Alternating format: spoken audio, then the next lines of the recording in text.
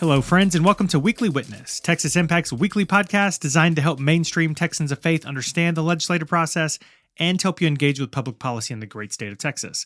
My name is Scott Atnip, your host and Texas Impact's Director of Public Witness, and today we are in the hottest part of the Texas legislative session, and I just want to start out today by saying that Texas Impact members are doing great. We hope you're following along with the weekly action alerts and our rapid response requests. I know many of you have been to the Capitol and are sharing content from Ledge TV. So I just wanted to take a moment at the top to give a shout out to all of the great work you are doing. If you have no idea what I'm talking about, thanks for tuning in today. Now go check out the Action Center at texasimpact.org to find out how you can get involved in all of the great work that's happening in and around the Texas Capitol. I say all that to say that this week, we still have our eyes on what's happening in the Texas legislature, obviously, but for this conversation today, we're turning our eyes to D.C. for a fight that will impact this legislative session and many sessions to come, as Congress is considering hundreds of billions of dollars of cuts to Medicaid. These cuts would be devastating, not just to the Texans who rely on that coverage, but to our entire healthcare system. Our hospitals, our community health centers, our entire communities. So we're going to welcome Peter Clark, Communications Director with Texans Care for Children, to talk to us about that and how you can get involved. But real quick before we jump in, I want to add another quick thank you to all of our listeners. Our producer, Davey, sent me a message this week that the Weekly Witness podcast was listed as the 20th best progressive religious podcast in the country. And that's pretty cool, and we certainly thank you for your support over the years. But for those who know me in real life, you know that I am pretty competitive. And if I would have known that there was a contest where we were getting ranked, I would have pushed much harder for us to be in the top 10. So I guess I need to start reminding folks more often to leave us a rating or review so next year at this time, we can be in the top 10. For real though, thank you all for your continued support of this podcast and of Texas Impact. We certainly appreciate each and every one of you. And with that, I hope you enjoyed this week's conversation with Peter Clark.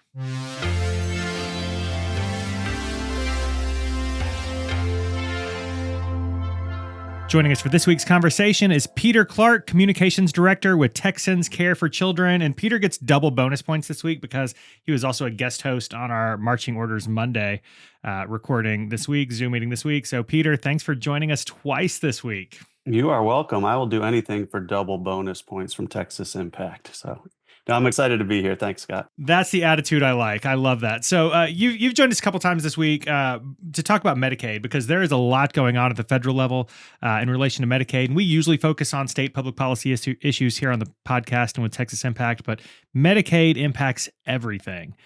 From the state budget to our local communities, to people in our congregations, to our rural hospitals.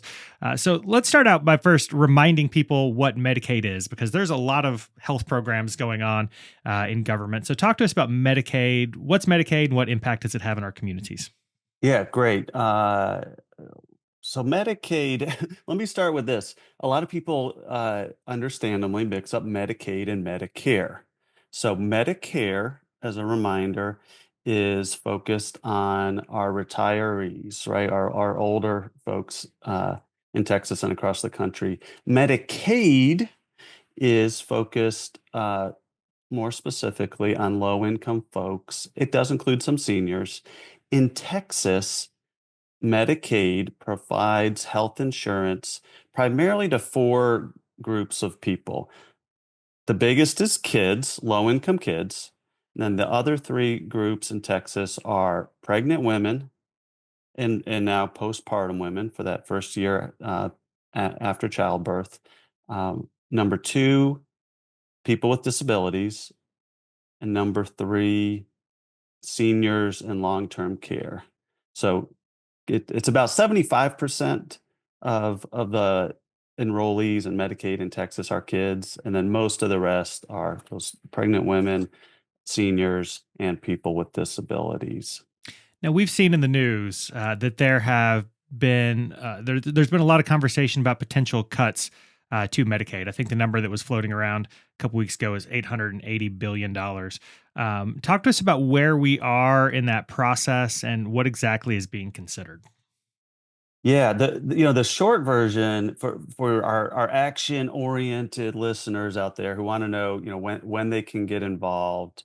when they should get involved as Congress is considering deep Medicaid cuts. The short version is the next few weeks are really critical. The next few weeks are an important time to contact your members of Congress and urge them not to cut Medicaid.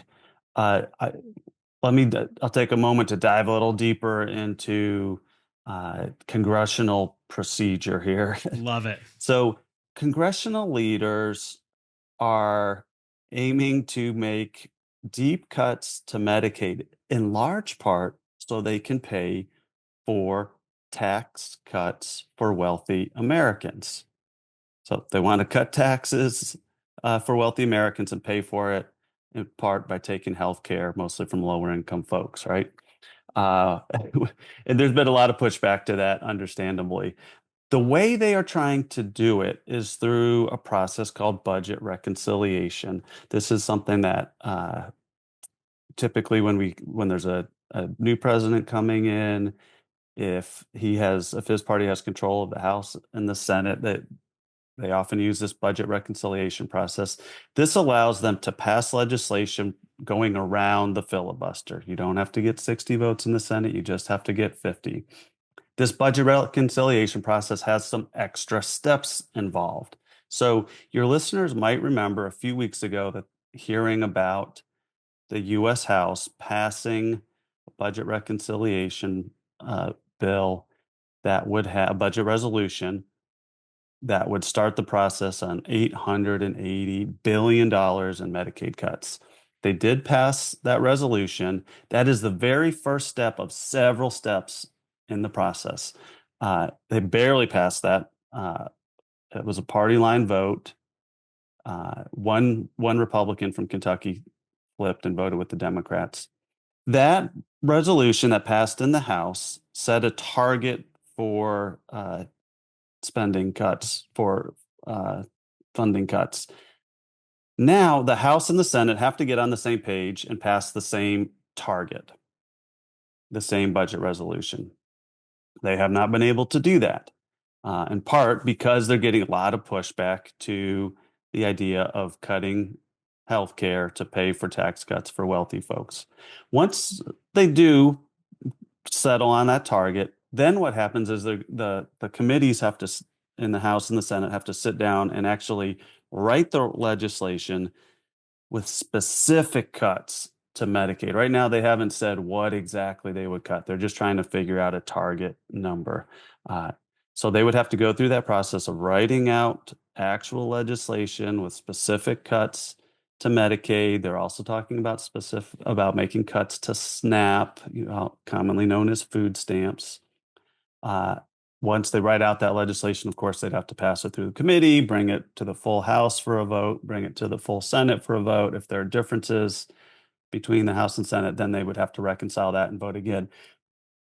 My point is, they took a first step, but there are still several steps along the way, meaning there are a lot of opportunities for folks to raise their voices and slow down this process, stop this process, change this legislation, if folks mobilize and reach out to their members of Congress. Well, let me first of all say that I can't think of anything more antithetical to our faith values than cutting health care for the poor and people with disabilities to pay for tax cuts for the rich. So I'll say that you don't have to. Absolutely. But I did have several people, because I was active posting on social media about this when that vote took place a couple of weeks ago, and had a couple of friends and even family members who said, well, they didn't actually vote to cut Medicaid. This was just a budget resolution. I don't believe they're actually going to do that. But looking at everything, the intent right now is to make those cuts, right? That's not just a talking point from folks on the left.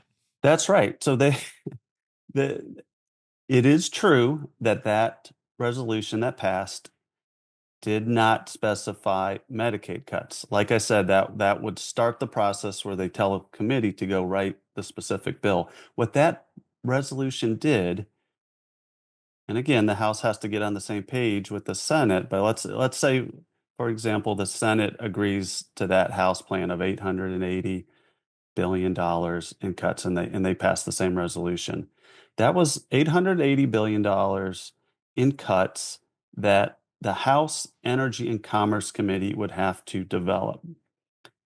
What does the House Energy and Commerce Committee have jurisdiction over?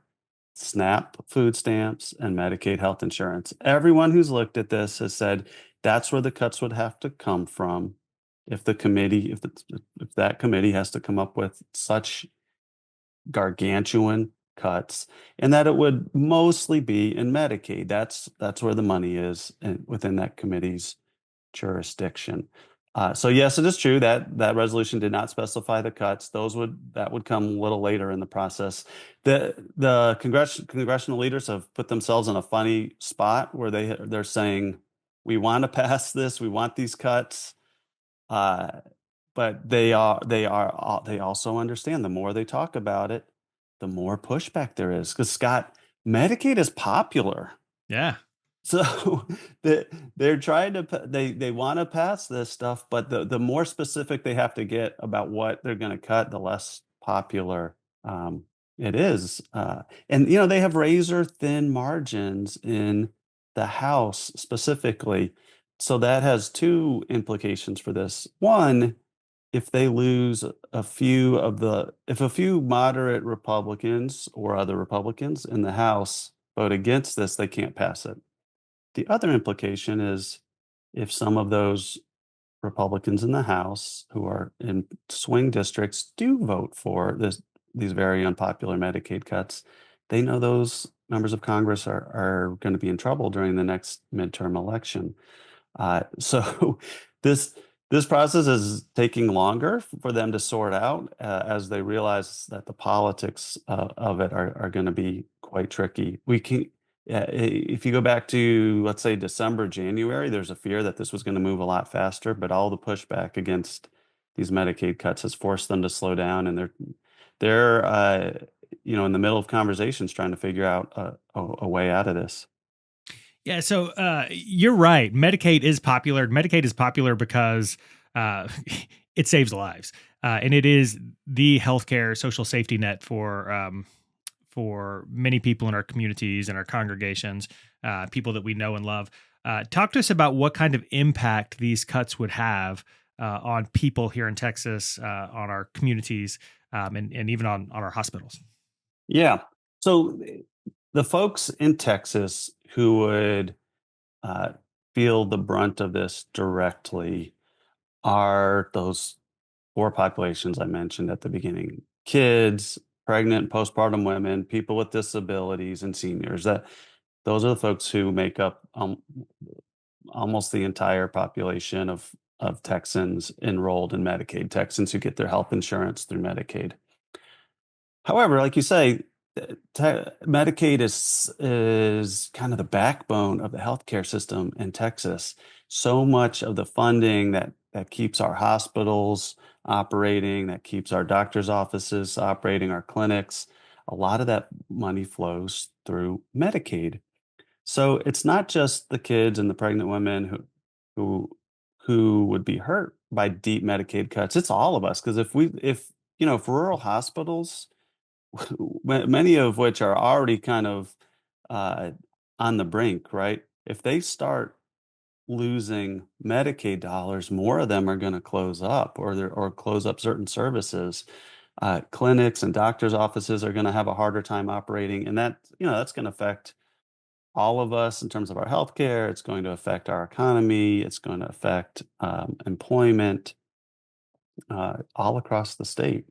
All right, listeners, I'm going to bring you behind the scenes a little bit, drop the curtain.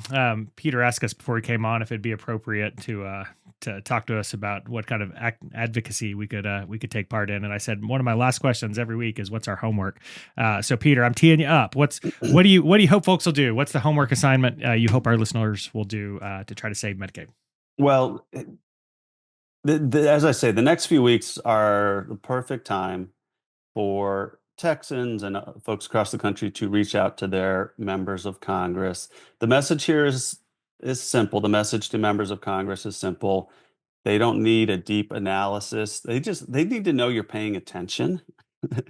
uh, so the simple message of, hey, members of Congress, Please do not cut Medicaid. It's important to our state. It's important to kids. It's important to seniors. Whatever motivates you personally, whoever is in your lives, in your community, who would be impacted, feel free to share that with your members of Congress. So it's a simple message. There's lots of ways to get it to them. You can email them, you can call their local offices, their DC offices. If you visit covertexasnow.org, we have a system set up there where you can type in your address and send an email to your members of Congress. So there's all these different ways to contact your members of Congress. I want to flag that there are two members of Congress from Texas who are particularly important. Of course, I would say all of the Republicans are important on this, and it is mostly the Republicans that are have the seat at the table for these conversations, not as much the Democrats right now. So, certainly the two senators and all the Republican members of Congress from Texas are important. But two who are particularly important are Representative Tony Gonzalez and Representative Monica de la Cruz. They are two of a handful of GOP members in Congress who signed onto a letter expressing their concerns about Medicaid cuts. They sent a letter to the Speaker of the House, and they've talking about what Medicaid cuts would mean uh, for their districts, for the rural communities in the districts, for Hispanic communities in their districts, and for folks across the state. So they have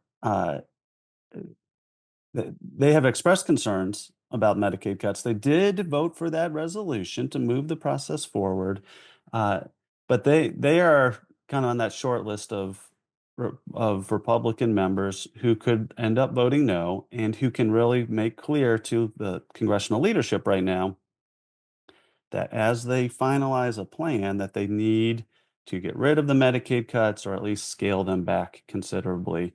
Representative Tony Gonzalez has a huge congressional district.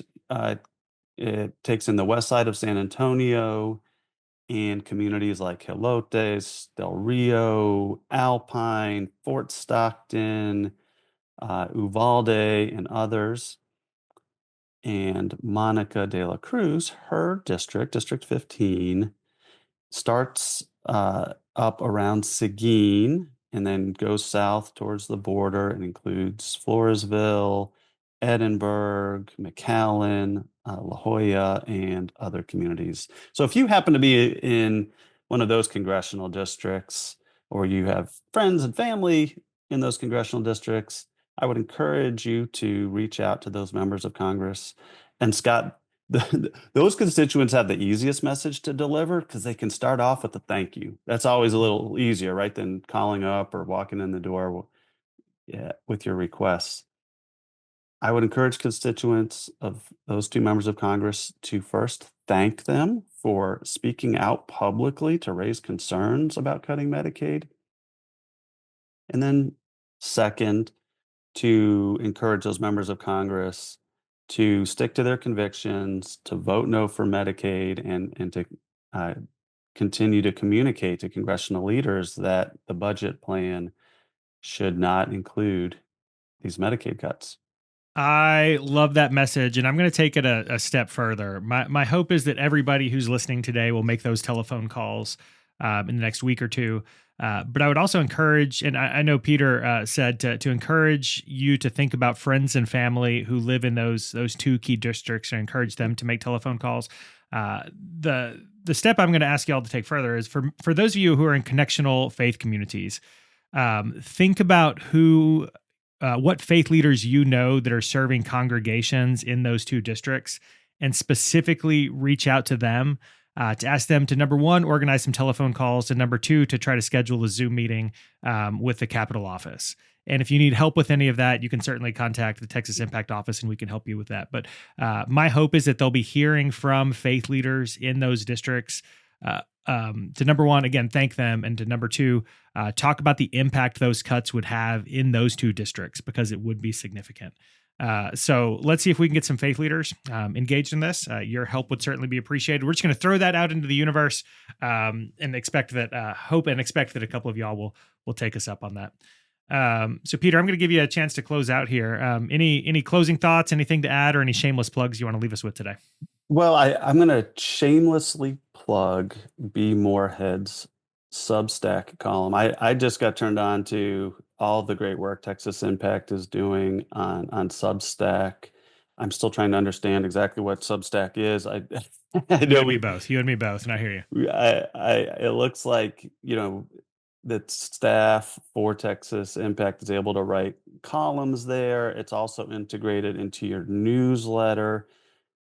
I've started checking it out.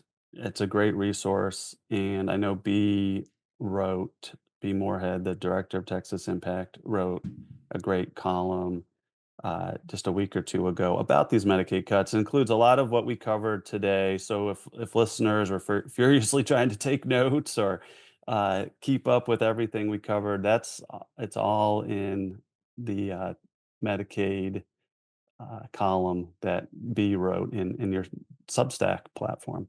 So that's where I would push folks to go look for more information. There's also some more information on the Cover Texas Now website, as I said. And if anyone wants to reach me, I'm based at Texans Care for Children, and you can contact me through our website.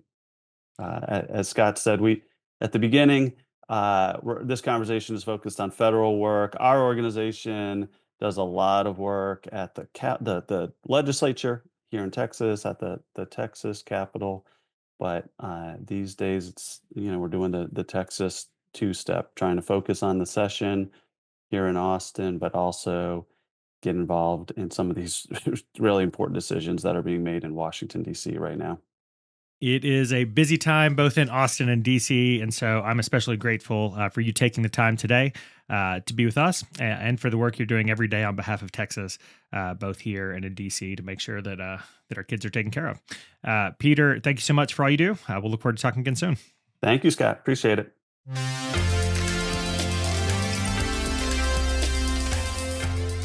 I hope you enjoyed this week's conversation with Peter, and I hope you can give some thought this week to how you can support the work to protect Medicaid. Call your member of Congress and contact some friends in the districts of Congressman Gonzalez and Congresswoman De La Cruz.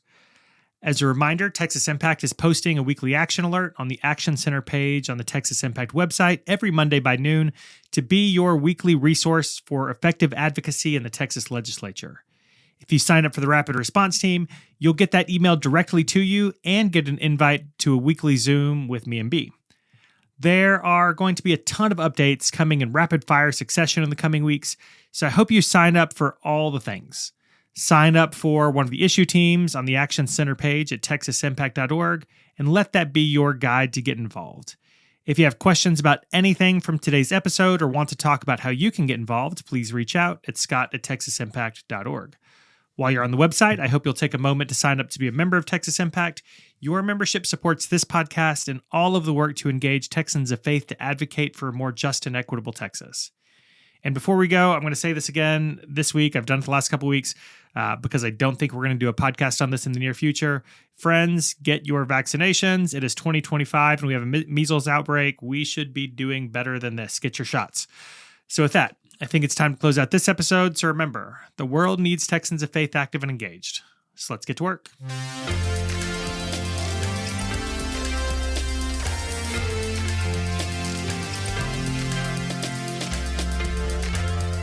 Weekly Witness is hosted by Scott Atnet, engineered and produced by David Fasalo. Our executive producer is B. Morehead. The opinions expressed on Weekly Witness are those of Texas Impact and our guests and do not necessarily reflect the views of our sponsors. Weekly Witness is a product of Texas Impact, people of faith working for justice. Visit us online at texasimpact.org.